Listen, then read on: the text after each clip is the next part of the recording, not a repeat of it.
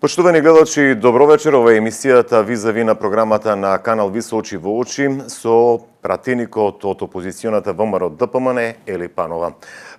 Панова, добро вечер, добре дојдовте во емисијата Визави на програмата на канал Виси. Благодарам што се одзвавте на нашата покана. Ви благодарам на поканата и мило ми е што ќе имаме прилика да поразговараме на битни политички теми. Апсолутно.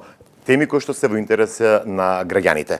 Во наредниве минути, почитувани гледачи, за се она кој што опозицијата смета дека е приоритета и смета зошто ова влада не треба да ја добие довербата или пак едноставно да народот го крене својот глас против ова владеачка гарнитура, ќе зборуваме за повеќе законски решенија и мотивите кои што ги има ВМРО ДПМН да се спротивстави на овие законски решенија, но и колку актуелната владеачка гарнитура во изминатиот мандат ја оправда довербата кај гласачите.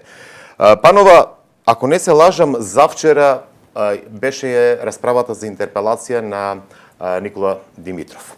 Вчера, синоќа беше расправата. Така, простете, синоќа не помина, 55 гласа кажа дека не е потребна интерпелација, не, односно не говоре за решување. Зошто ја покренавте таа интерпелација и мислам дека најавувате интерпелација и против, односно Љупче Николовски кој што е задолжен за корупција, Бојан Маричи кој што е задолжен за правда и други ресори. Зошто се одлучивте на интерпелација, односно поднесување на интерпелација против актуелните министри? Интерпелацијата е еден од демократските начини на изразување на незадоволството на опозицијата. Извесен е резултатот на крајот од гласањето, затоа што познати се бројките на соодноси во собранието помеѓу власта и опозицијата, меѓутоа овој е еден од начините на кои што ние сакаме да го изразиме незадоволството за погрешните политики, за погрешното спроведување на политиките, кои што реално го гледаме секојдневно во повеќе сектори во власта. Интерпелацијата на Димитров е веќе трета поред. И она што е многу битно е тоа што тој изминатиот период покажа една непочитување, едно незаинтересираност спрема собранието и не се одважи да дојде. Повеќе пати беше поканет на комисија за да расправаме за македонските црвени линии, за преговорите со Бугарија и за реакциите од Бугарија и се разбира за нашите реакции како Република Македонија, како аналогно на тоа што тие секојдневно слушаме како реагираат по медиумите. Она што беше известно е резултатот, меѓутоа она што се слушна навистина беше значајно, особено за граѓаните, кои што ова е еден од начините на кои што ќе видат што всушност работат министрите кои што се во моментот министри во владата на СДСМ. Останувате на ставот дека Димитров не треба да биде задолжен за Европска. Се разбира, Димитров веќе 3 пати е лице кое што имаше ваква постапка за интерпелација. Димитров учествувал во сите преговори, учествувал во двата договори кои што гледаме на крајот дека не резултираат со пристапни преговори кон Европската унија и едноставно од со својата функција од 96-та година гледаме дека до денес, освен своји лични бенефити, не добила Република Македонија повеќе. Се согласувам дека интерпелацијата е едно од демократските права за коректив или пак изразување на незадоволството од една политичка партија кон власта. Освен за Димитров, најавено е и за министерот за правда Маричик, Љупче Николовски, предпоставам, алудирајќи на зборам се за Николовски за оној последен индекс за коруптивноста во нашава земја, каде што повторно се искачивме на едно скалело повеќе. Така, токму така, во последната влада, значи добивме и вице-премиер за борба со корупцијата, а според последните податоци од Transparency International гледаме дека индексот на корупција во Македонија е 111, што е рекордно високо ниво воопшто во Република Македонија. Еве овде имам една табела која што се разбира можете да ја покажете и на граѓаните и се гледа дека во моментите кога СДСМ е на власт, секогаш тоа индексот е над 100. Ако во годините кога ВМРО ДПМН е била на власт, индексот бил многу подоле. Се разбира дека ова резултира со многу, односно ова е резултат на многу неотпочнати постапки, на многу едноставно бирање политички прогон кој што се прави во судството, во обвинителството, корупцијата низ институциите на кои што сме сведоци секојдневно. Излегуваме и ние со наши пријави и до обвинителството, и до судот, и до антикорупцијска, меѓутоа гледаме дека нема никакви резултати и не треба да заборавиме дека сето ова некој го следи и го резултира. И резултираме со висок Да, власта вели дека ова е перцепција на граѓаните, дека не е реална ова. Видете, власта е навикната да работи само врз перцепцијата на граѓаните. Она што е суштина го осеќаат граѓаните. Еве, ќе ве прашам вас, дали е подобрен животот на граѓаните на Република Македонија во последните 4 години? Ако ве прашам како граѓанин, сигурно ќе кажете дека не. Тоа беше борбата на СДСМ за да дојде на власт. Еве, 4 години се на власт, видовме дека ништо не направија. Така. Што му наоѓате замерка на Маричик? Правда, предпоставам поврзувате со судството за ова или? Видете, Маричик во повеќе наврати едноставно неговите реакции се многу прво партиски, што не е дозволено за еден министер. Министер во кој што има селективност одредена, се разбира дека не може да биде министер и од друга страна гледаме дека најавуваните реформи во судството не одат на начин на кој што беа ветувани дека ќе се движат. Во судството моментално имаме назначување на суди кои што според ранг листата се многу подоле, имаме награди на јавни обвинители, односно на членови од нивното семејство да бидат во академиите за суди и јавни обвинители и така натаму. За сето тоа потребно е да го слушнат граѓаните, затоа што морам да потенцирам дека ВМРО-ДПМН и целата опозиција во моментот се наоѓа во медиумски мрак.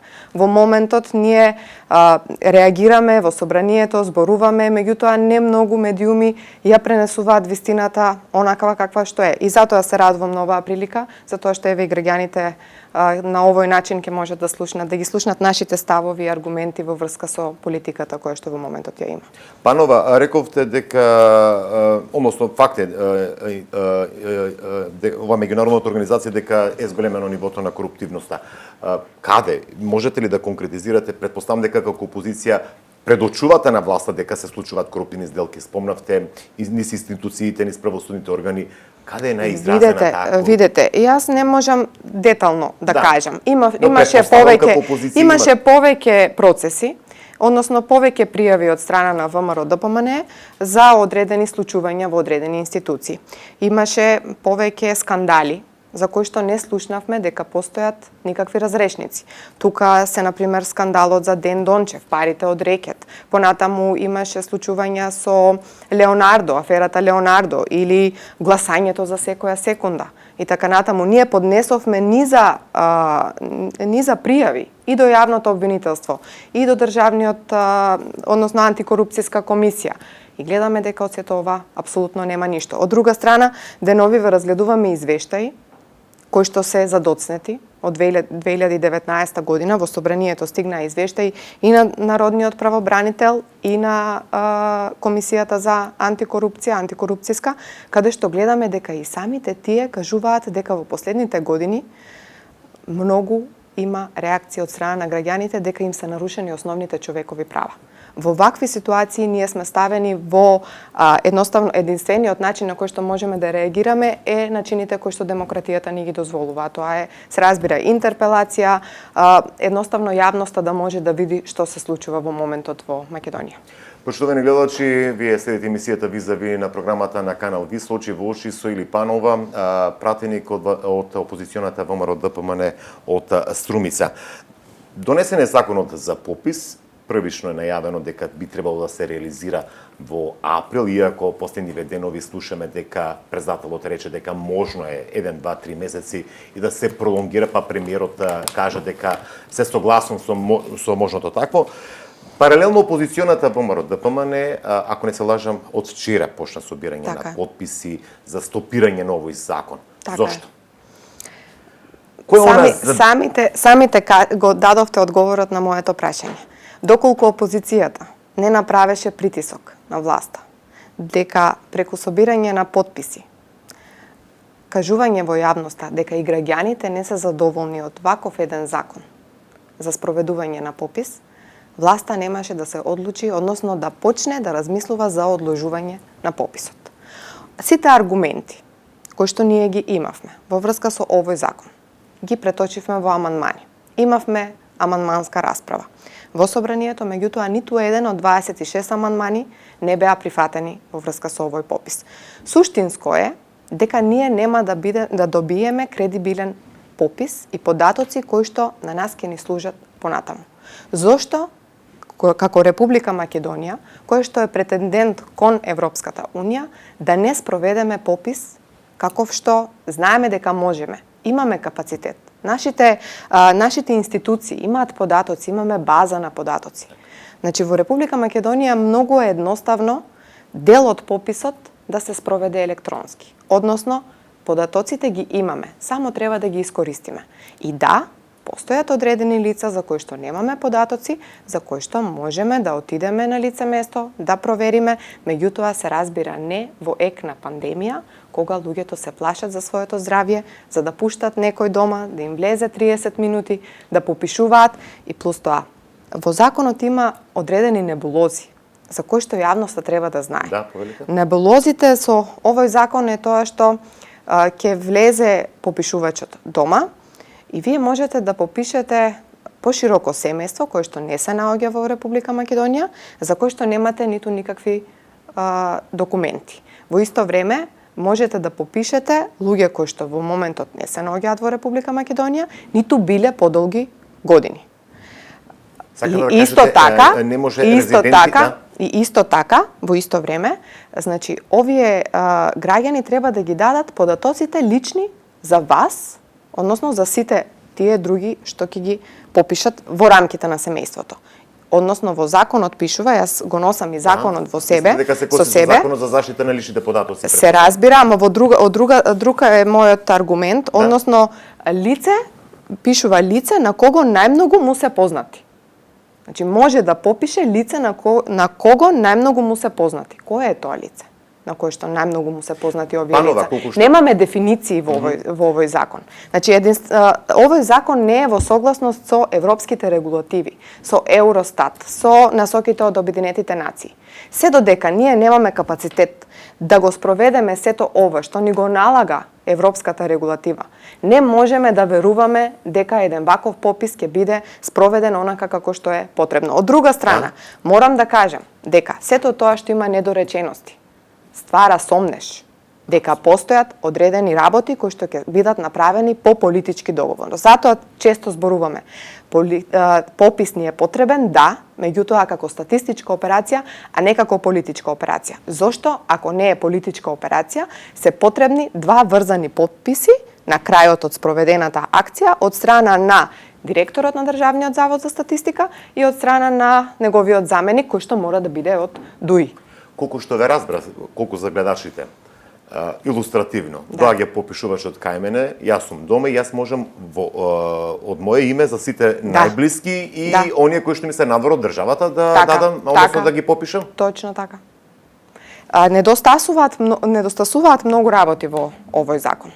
Значи, едноставно нема методологија. Ние не можеме да ја видиме методологијата, не можеме да го видиме листот, хартија, начинот на кој што по кои критериуми ќе се попишат граѓаните. Еве како за илустрација, овде во законот пишува дека многу е општ едноставно.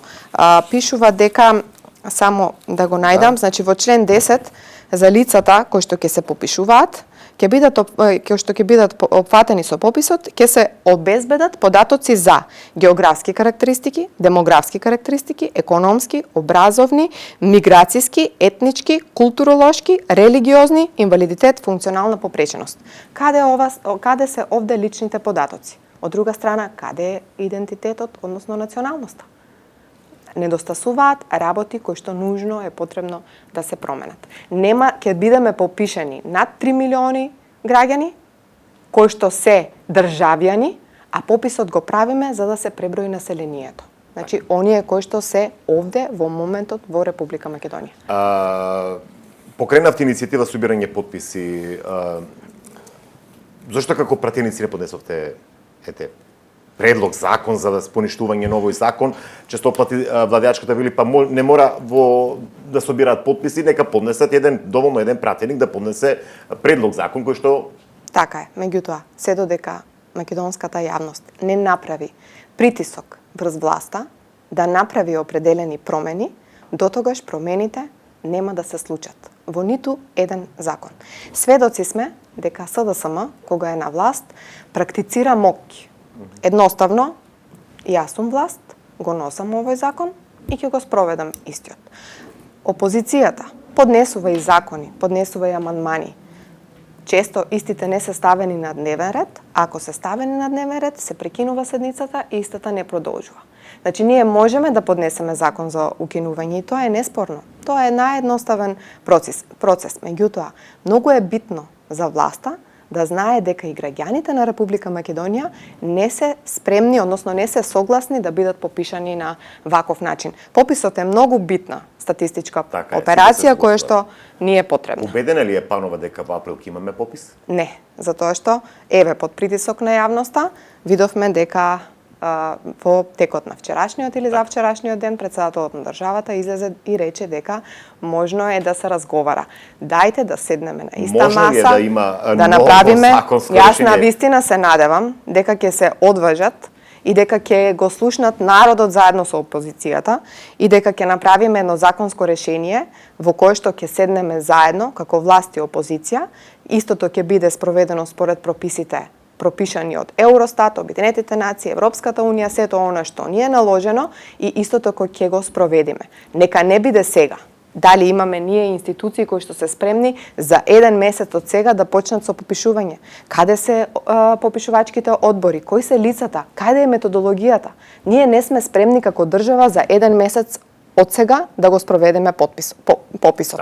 Затоа сметам дека истото ќе биде одложено и се надевам дека власта ќе има слух ова да не биде во ек на пандемија, да биде во моменти кога ќе се смири оваа пандемија и ќе едноставно луѓето нема да имат страф да отворат дома и да попишат. И колку што е можно истиот да биде електронски, да биде комбинација, ќе заштедиме на пари, парите ни се многу битни исто така. Кога сме кај законските решенија и сакам да поврзам со она што го започнеме околу интерпелациите, мислам дека неговата интерпелација за Мила Царовска, актуелната министерка за образование, паралелно барате јавна расправа за законот за образование. Сведоци сме дека се случуваат некои турбуленции во оваа област, каде што сега во моментот средношколците бараат, протестираат, односно ја бойкотираат завршните матуранти. Меѓу другото се најавуваат и некои измени во оној модел на настава за спојување на природните и општествените науки. Кој е вашиот став како опозициона партија? Дали се потребни реформи? Да. Дали се потребни вакви реформи? Никако не. Во Република Македонија се случуваат многу работи наеднаш, без претходна подготовка. Еве вас ќе ве прашам. Дали сметате дека образованието во Македонија, онака какво што е, може да биде подлежно на било какви реформи, доколку имаме кровови на училишта кои што течат, доколку имаме огрев немаат училниците за децата, имаат тоалети кои што се против сите некакви стандарди кои што се потребни да бидат. Во моментот нашите ученици учат онлайн настава. Плаќавме одредена платформа која што не проработи. Се уште работат децата, јас имам 2 деца. Едното ми е 11, девојчето ми е 6 години. Девојчето оди на училиште, поголемото дете не оди на училиште и следи онлайн настава. Ќе ви кажам како се спроведува наставата. Ние треба да одиме чекор по чекор. И треба да се запрашаме дали има нешто случајно во политиката. Јас ќе ви кажам не. Дали мислите дека предметот историја сега наеднаш вака ќе биде споен со предметот на географија? Јас верувам дека не е така, бидејќи до сега СДСМ кога се на власт, гледаме дека ништо не направија да ги зачуваат македонските национални интереси, што е навистина апсурдно. И на крајот, 170.000 деца во Република Македонија ќе бидат подложени на било какви реформи. Дали знаете дека во овие реформи, освен што ќе се спојуваат одредени предмети кои што се општествени науки или како и да е, ќе имаме од второ одделение сексуално образование, Ова се темите на кои што треба да разговараме. И навистина е абсурдно ако една министерка, која што до вчера ветуваше дека ќе биде транспарентна, ќе разговара транспарентно, сега ќе спроведува образовна реформа на која што ќе ги одреди иднините на нашите 170.000 деца основци, внимавајте, и на крајот истото да не го направи со претходна дебата. За прв пат имаме реакции од страна на МАНУ, имаме реакции од страна на институтите. Универзитетската фела реагира. Токму затоа ние во Собранието на Република Македонија иницииравме да биде одржана јавна расправа, која што ќе биде одржана во текот на утрешниот ден, на која што отворено ќе разговараме за целата оваа реформа. И плюс тоа, треба да се запрашаме каква е оваа институционална реформа, која што ќе кошта 21,5 милиони евра и дека истата ќе биде финансирана од страна. Од кој? Поради што? Има многу прашања на кои што треба да се... овие пари... Да. Значи, сите овие работи треба да бидат одговорени. Затоа што граѓаните ова директно им влијае врз иднината на нивните деца. Исто како што влијае иднината на децата на матурантите и во моментот ова што се случува. Во Собранието во моментот ние поднесовме закон за измена на законот за средно образование, го поднесовме законот заедно со Средношколската унија, односно по нивна иницијатива. Беше поднесен законот, се надевам дека ќе има слух, заради тоа што гледам дека и од страна на позицијата, односно од претениците од власта, има такви кои што се одважуваат. Дуи во моментов некако Да, се одважуваат и дека ќе реагираат. Во моменти на пандемија, кога децата ја обавуваат наставата од дома преку онлайн, навистина нема таков ефект образованието какво што би требало да има. И истото ќе им влијае на идните нивни кариери. Така. Панова време на пандемија, власта со неколку пакети мерки некако се обидува да ги ублажи последиците од таа здравствено-економска криза. Но она сакам да ве прашам вас, вие сте пратеник од овој регион, кој и како партија може би го знаме веќе ставот, но лично вие сметате ли дека доволно се справува со последиците од предизвикани од пандемијата COVID-19 актуелна власт? Апсолутно не. Јас не би сакала да навлагам во одредена проблематика која што не е моја професионална област. Меѓутоа, како пратеник од граѓаните... Добре, и како граѓаните? Така, како пратеник од граѓаните, секојдневно слушам, едноставно доаѓаат луѓето, зборуваме за проблемите кои што ги имаат и како одговор на вашето прашање, би ви поставила вам прашање. Дали во државата, односно владата на СДСМ, реагираше навремено со затварање на границите кога почна пандемијата? Како што истото го направија нашите соседни земји? Не. Дали во исто време спроведовме ние корона мерки и карантински мерки? Заштита, карантински мерки во моменти кога имаше 50 заболени. А што направивме во месец октомври и декември, кога во Македонија имаше најмногу голем број заболени? Што правевме различно од претходно? Ништо не правевме. Во исто време, навистина сум разочарана кога гледам дека дури и преку короната и преку справувањето со оваа пандемија треба да се добиваат политички поени. Кога станува збор за човечки животи, навистина треба да седнеме заедно и да бидеме цврсти во нашите ставови што сакаме да направиме. Евидентно е само едно.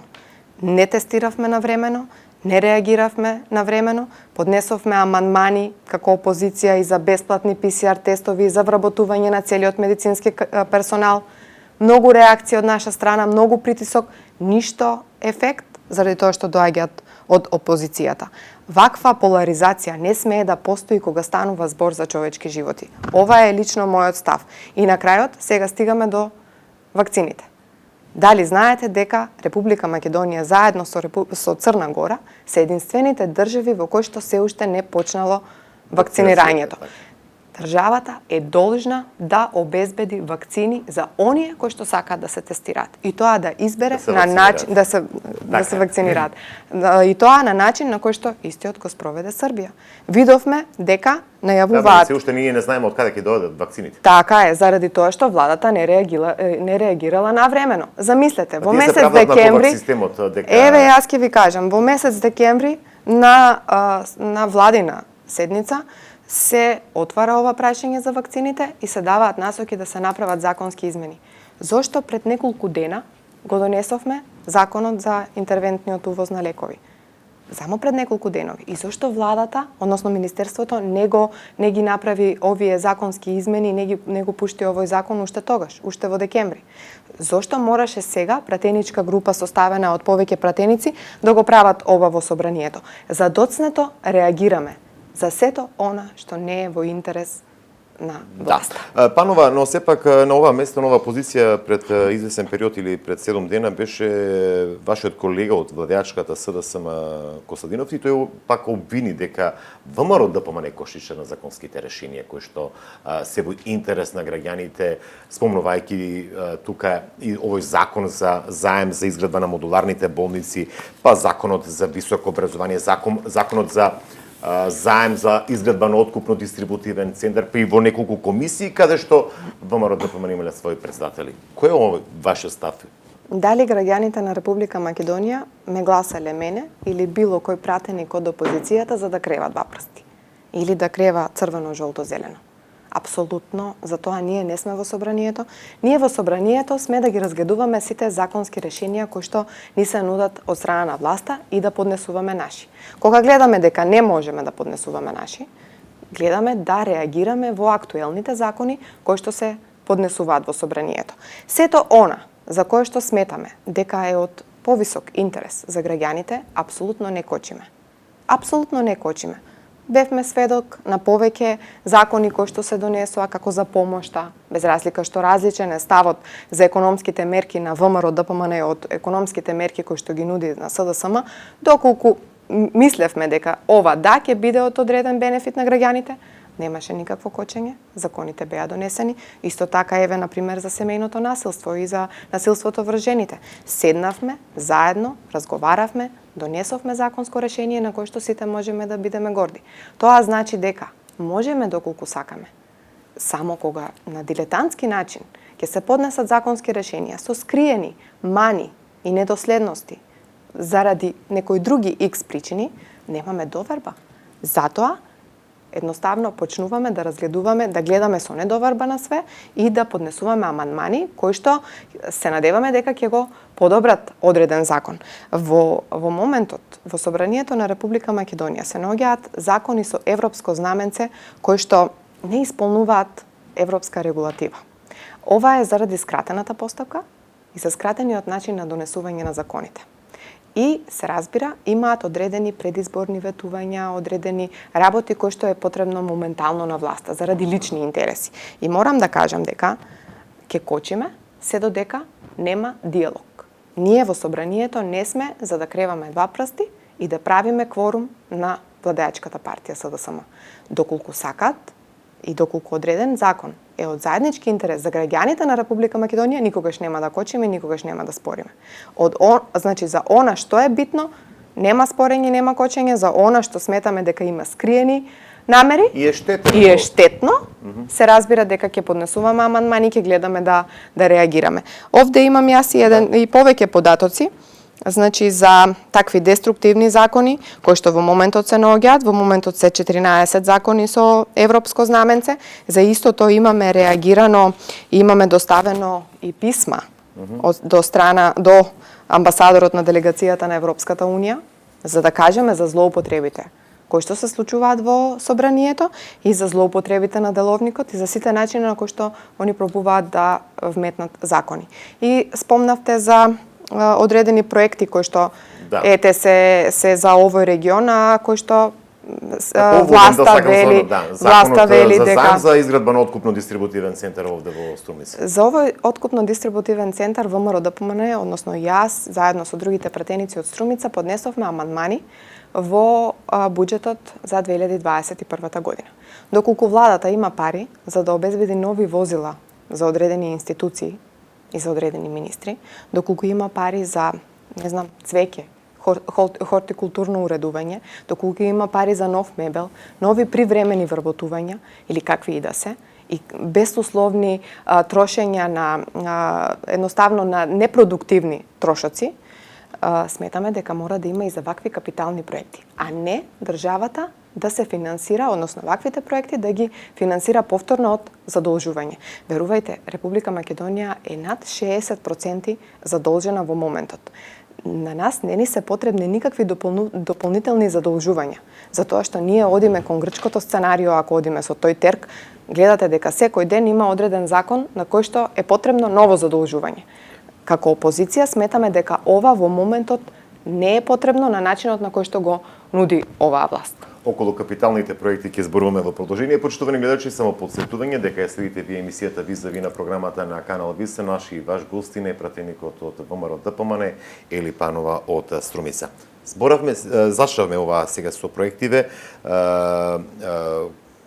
Граѓаните се изјаснија на последните избори.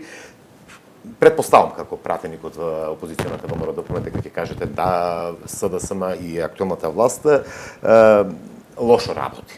Тоа ќе го слушаме дефинитивно. Но сметате ли дека ги реализира оние проекти кои што им ги ветија на граѓаните, не само на општина Струмица, пошто доаѓате од четвртата изборна единица, како за оној претходен мандат и сега овој? Мислам, иако е рано за овој. Еве за Струмица, да кажем. Струмица веруваше, граѓаните на општина Струмица веруваа дека кога СДСМ и Зоран Заев ќе дојде на власт, на државна власт, се во Струмица ќе процвета. Односно, за сето оно што општината кажуваше дека државата и владата кочи во изминатите години, сега ќе се реализираат. Сите проекти кои што се ветени, а не реализирани предходно капитални проекти, дека сега ќе се реализираат бидејќи СДСМ е на власт и Зоран Заев потекнува од Струмица. Меѓутоа морам да кажам дека граѓаните на општина Струмица ќе бидат разочарани и се разочарани после овој временски период додека СДСМ е на власт. За 4 години не успеа да се реализираат оние капитални проекти кои што ги ветуваа уште за време на изборите. Замислете, јас бев советник во Советот на општина Струмица 3 години додека да станам пратеник. Сум ги разгледувала буџетите на сите 3 години изминати. Сум гледала кои проекти се реализираат, начинот на кој што се реализираат, начинот на кој што динамиката со која што се реализираат. И морам да кажам дека за жал во Струмица, иако тоа можеби јавноста го заборава, меѓутоа еве повремено ние сме тука да потсетуваме, постојат проекти кои што се ветувани од далечната 2009 година, кога Зоран Заев бил на чело на оваа општина. Например, имате проект за дислокација на Турско Мало. Ова беше проект за кој што се плати физибилити студија, беше во јавноста познато, доаѓа, снима, гледа како да се реализира проектот. Проектот од ден денес се впишува во буџетот, после некое време со ребалансот се брише. Понатаму, не можете во Струмица, во паркот на Струмица, да имате смарт сити осветлување, самото да се пали и да гаси, кога 200 или 300 метри подолу се наоѓа улицата Цветан Димов и населбата Софилар, каде што немате асфалт, луѓето не можат со коли од Кал да стигнат до нивните домови. Немате улично осветлување, немате канализационна мрежа. Ова се капитални проекти за кои што верувам дека граѓаните не треба да простат. Ова беа ветувања од многу оддамна за кои што очекуваат дека ќе бидат реализирани. Меѓутоа видовме дека се нема капацитет за истите. Исто така, како едно од ветувањата во спотот на Коста Јаневски, кога беше кандидат за градоначелник, беше обиколница, која што ќе обиколува, значи преку тука до Ново село. Гледате ли дека нешто има отпочнато? Еве кажете ми, тие гледам дека се фалат со одредени инфраструктурни проекти кои што ги довршувале, ги реализирале. Да, тоа се проекти кои што ги отпочна ВМРО ДПМН, ги проектираше ВМРО ДПМН, а 4 години се уште истите не можат да ги дореализираат. Кажете ми еден пример во кој што СДСМ проектирал ваква инфраструктура и истиот ја спроведе. Па добро, нема. Кажете, го довршуваме патот. Ги довршуваат нашите проекти. За 4 години се уште ги довршуваат нашите проекти, а не отпочнале ниту еден свој. Еве толку за владењето и начинот на Добро, реализирање на сепак, проектите. да не се изимеме, да, тие се власт, но и вие сте народен избрани кои што можете... Токму така, затоа ние реагираме цело време, поднесуваме амандмани. Јас за сето ова што зборам, веќе поднесов амандмани во Може ли буџетот. конкретно, Панова, што предлагате вие, пратеник од Струмица за Струмичкиот регион? Имате ли предложено неколку амандмани кои што власта не ги земала во предвид, а се сметаат за потреба на струмичани предлози пред се кои што се во интерес на граѓаните? Да, значи поднесов јас многу амандмани, не би сакала да зборувам за сите, меѓутоа еве како бидејќи бев советник и учествував на буџетски форуми и тоа е еден од начините на кои што се креира буџетот во општина Струмица и знам дека е една од најголемите желби на струмичани е да кажам старечки дом. Поднесов амандман со локација, со место, со утврдена сума на пари кои што ќе бидат потребни за да се изгради старечки дом во Струмица. И сметам дека се надевам дека ќе најдам разбирање од страна на другите пратеници од Струмица дека ова ќе биде многу битно за овој регион и дека ќе најдеме начин истото да го реализираме за еден нареден период, бидејќи во последниот буџет истиот не беше реализиран. Помош на првата помош, односно од страна на државата. Видете, ова се пари на граѓаните. Ова се пари од даноци кои што граѓаните ги плаќаат во буџетот на Република Македонија. Ова ништо не го дава ниту Зоран Заев, ниту СДСМ. Ова им следува на нашите граѓани. Токму поради тоа ние сме должни да бараме. И никогаш да не сме задоволни од тоа што ќе го добиеме. Ве слушам во делот на социјалата, често пати зборувате и сега и за старишкиот дом и пред за здравството.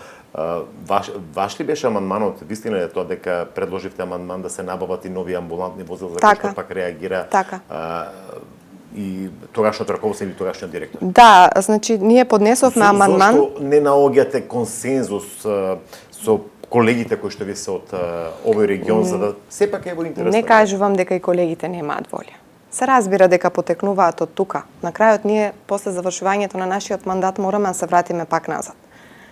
Потекнуваме од тука, децата ни се тука, семејствата, пошироките семејства ни се тука. Нормално дека мораме да се грижиме, не дека не сакаат и тие. Меѓутоа буџетот, некој ќе кажат, е лист хартија, кој што треба добро да се испланира.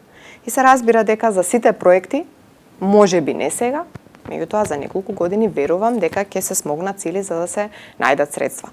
Кочничар е уствари министерот за финансии и се разбира претседателот на владата. Доколку постојат можности, се надевам дека истите проекти ќе бидат реализирани, а не дека пратениците и од страна на владеачкото мнозинство немаат волја за да бидат реализирани, напротив. Дури и заедно би пристапиле само да изреализираме некој таков проект. Притискате да се стави во функција социјалната зграда во Струмица? Социјалната зграда во Струмица е многу чудно за мене од непознати причини, бидејќи работев во акционерското друштво за стопанисување со стамбени деловен простор и точно знам како е реализиран овој проект. Овој проект веќе 4 години е готов. Стамбената зграда за социјални станови во Струмица беше 99% реализиран проект од времето на ВМРО ДПМН. За 4 години не успеа само да го издадат, односно да го спроведат огласот за овие социјални категории да влезат во становите. Навистина е жално што овие луѓе веќе трет пат набавува потребна документација, плаќа пари, сето ова кошта и навистина е на сметка на социјално ранливи категории како што се самохрани родители, деца без родители, многодетни семејства, лица со инвалидитет. Значи едноставно постојат категории на кои што може да бидат доделени овие станови и навистина ми е жал што толку време, 4 години стојат истите, неиздадени, празни, ветувано, нереализирано. Како пратеник не можете тоа прашање да го поставите лично на министерот, предпоставувам дека се гледате таму или... Верувајте дека за ова е потребна... Да. Велите, работевте во стамбеното, сте од Струмица и предпоставувам дека има и притисок и кај вас. Така е. Односно кај од граѓаните. Како пратеничко прашање, еве ветувам дека во наредниот месец истото ќе го поставам и се надевам дека ќе добијам одговор, односно се надевам дека до тогаш после оваа моја реакција денес на вашата емисија ќе успеат да го спроведат овој оглас. Бевте советник, сега сте пратеник. Така. Полека привршуваме со оглед на времето, која е она полесна функција? полесна функција се разбира дека е советник, бидејќи тоа не е професија. Сега во овој дел целосно сме посветени на претеничката функција, воопшто не е едноставна и воопшто не е лесна. Јас сум и заменик координатор на претеничката група на ВМРО ДПМН и верувајте дека по цел ден сум во собрание, присутна сум на многу седници и на комисии, секогаш на седниците на собранието. Верувајте ми дека сликата не е иста на некој кој што не е во политика и некој кој што ќе влезе таму. Јас имав многу поразлично мислење и многу се разочарав кога видов на начинот на кој што функционира собранието, кога не се почитува деловни, кога не се почитуваат меѓу себе луѓето. Едноставно се надевам дека заедно со сите политички чинители ќе работиме оваа слика да се подобри. Може ли Ели Панова да биде во игра за кандидат за градоначалник на Струмица? Видете, јас сум многу исполнителен. Јас сум многу исполнителен човек и сето тоа што го работам со голема љубов и посветеност. Сметам дека за Струмица е потребно да биде избран човек кој што ќе се посвети, ќе ги поправи и грешките кои што во изминатиот период се направени и конечно Струмица пак да заличи на европски град или барем да се гордееме со овој епитет кој што и е често даван. Едноставно се надевам дека нема да продолжиме да возиме по улици полни со дупки без разлика кој да биде. Нека биде најдобар кандидат, меѓутоа се разбира дека немам такви амбиции и тоа не би било. Нека во партијата, вашата партија ќе размислувате тоа да биде најсоодветниот кандидат. Најсоодветен кандидат ќе биде предложен од страна на партијата и се разбира граѓаните ќе имаат можност да гласаат. Панови, јас ти благодарам што беше дел од емисијата. Ви благодарам и на вас, на вашата прилика. Се надам дека повторно ќе не угостите да поразговараме на актуелни теми кои што се во интерес на граѓаните и струмичани кои што ја дадоа довербата на последните парламентарни избори. До секое време ви благодарам уште еднаш на поканата. Благодарност уште еднаш вам, почитувани гледачи, благодарност за вниманието со кое што не следевте во изминативе минути, визави очи во очи со Ели Панова, пратеник од ВМРО ДПМН. Пријатно.